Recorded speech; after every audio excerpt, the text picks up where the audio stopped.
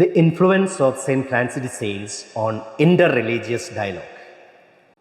Dear friends, today I want to speak on a topic that touches the heart of our multi-religious, multicultural society, interreligious dialogue.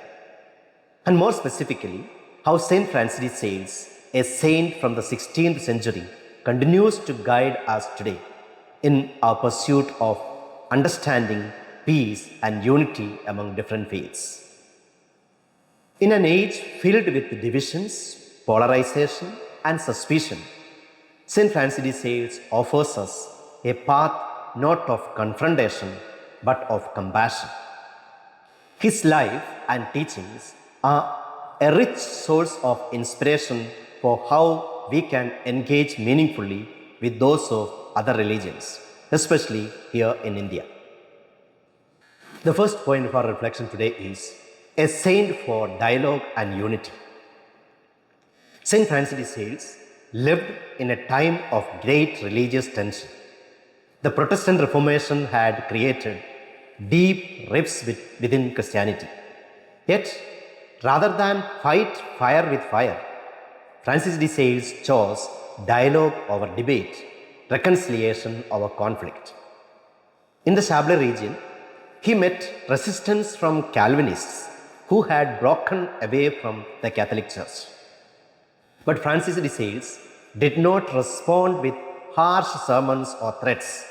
Instead, he listened, wrote, and walked often in harsh weather to reach hearts.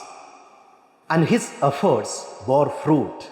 Many returned to the Catholic faith, not because they were forced, but because they were lovingly convinced. The second point, principles of his dialogue. Let us now reflect on the principles that guided St. Francis de Sales in his approach to dialogue.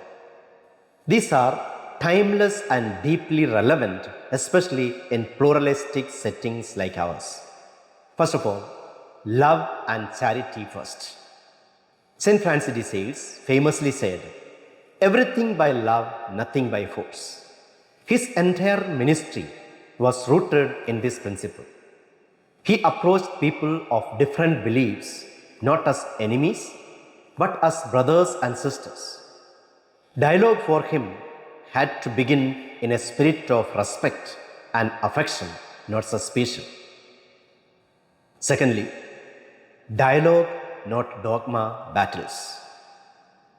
Francis de Sales avoided argumentative debates.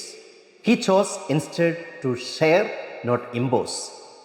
His conversations were marked by humility and empathy. He didn't try to win debates, but tried to win hearts. This is a lesson we must learn. The purpose of dialogue is not to convert, but to connect, to understand, and be understood. Thirdly, personal holiness as witness.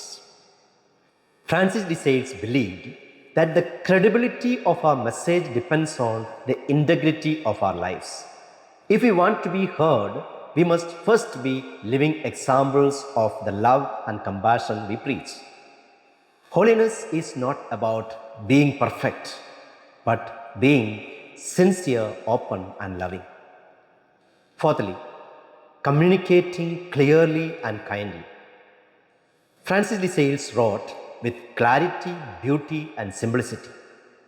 He was later named the patron of Catholic journalists, not just because he wrote well, but because he communicated with gentleness and wisdom. In today's noisy, angry media world, we must rediscover his style, a language that heals, not hurts. Fifthly, truth with patience. He never diluted his faith, but he also never imposed it. Francis de Sales had deep conviction, but also prudence and discernment. He studied, prepared, and spoke with both zeal and tact. Dialogue for him was a matter of both the heart and the mind. The third point, practical examples of his method. Let me highlight three examples that show his approach in action. In Chablais, when no one came to hear him preach, he wrote simple leaflets explaining the Catholic faith.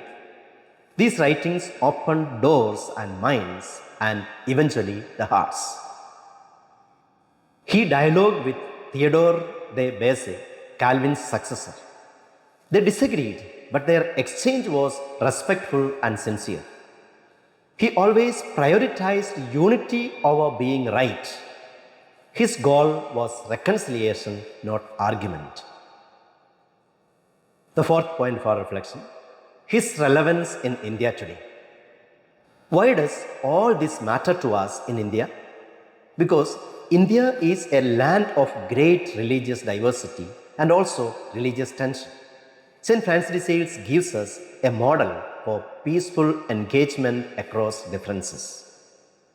First of all, promoting harmony through dialogue. In our context, Franciscan dialogue can help build bridges between communities. His model invites us to see the good in others, listen deeply, and look for shared values rather than differences. Secondly, MSFS, Men of Dialogue. As missionaries of St. Francis de Sales, we are called to be bridge builders between religions, between cultures, between heaven and earth.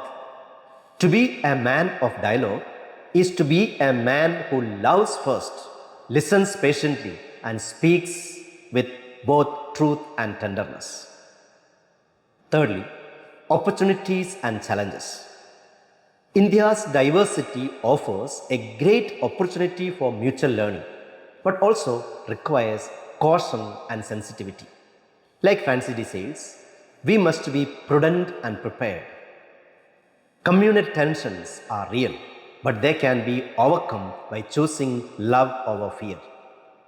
Social injustices exist, but interreligious collaboration can fight against them. Inculturation is key. We must respect local traditions while witnessing Christ's love. The fifth point for our reflection today is the enduring legacy of Francis de Sales. His spirit lives on. Every time we choose to understand rather than argue, to love rather than label, and to walk with the other rather than stand against them. Today, more than ever, the church and the world needs his style of gentle strength and wise humility. To conclude, a call to action. Let me remind you of St. Francis de Sales' most powerful legacy, his love-driven dialogue. He believed hearts are not opened by force, but by friendship. So let us be people of love, not fear, people of dialogue, not division, people of humility, not pride, people who build bridges, not walls. May we, like St. Francis de Sales, become messengers of peace, builders of unity, and pilgrims of truth. Live Jesus.